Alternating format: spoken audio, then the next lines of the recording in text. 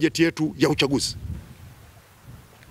ni bajeti ya uchaguzi, kwa sababu katika bajeti itakayosomwa kesho ndio itakayotoa fedha zitakazohudumia uchaguzi wetu tunaotarajia ufanyike baadaye mwaka huu.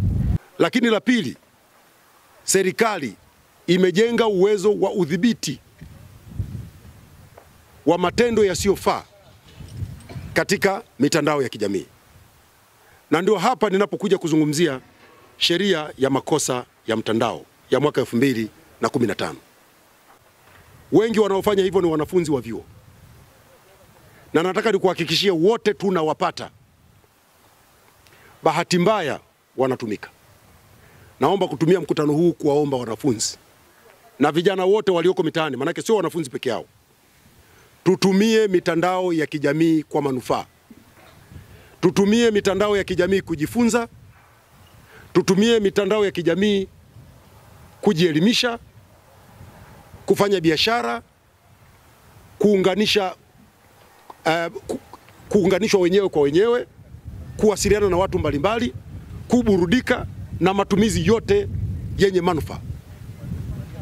Ukifanya hivyo utakuwa umetendea haki kwanza muda wako, kwa sababu vijana wengi sasa wanapoteza muda mwingi kwenye mitandao kufanya vitu vya hovyo badala ya kufanya vitu ambavyo vingewasaidia.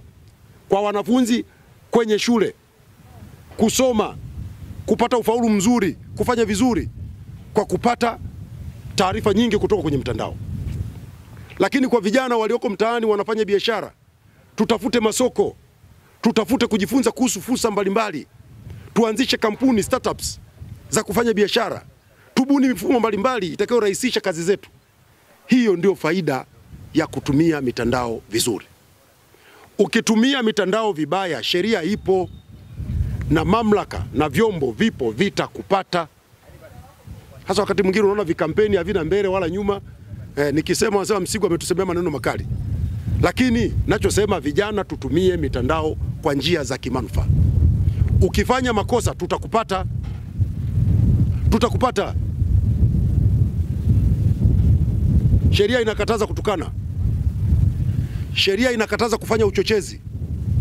Sheria inakataza kuzua taharuki. Sheria inakataza kudhalilisha. Tumeanza kuona kwenye mitandao watu wanafanya makosa haya. Sasa naomba niwaambie vijana, hakuna atakayefanya makosa haya akabaki salama. Tutakupata. Litakuwa ni swala la muda tu. Hatukukupata leo, tutakupata kesho, tutakupata kesho kutwa, tutakupata wiki ijayo, tutakupata mwakani. Jinai haifi. Na tukiwakamata vijana hawa wengi utasikia nilikuwa sijui. Kwenye sheria kuna msemo wa Kikinga unasema ignorance to law has no defense. Kuto kujua sheria sio kinga.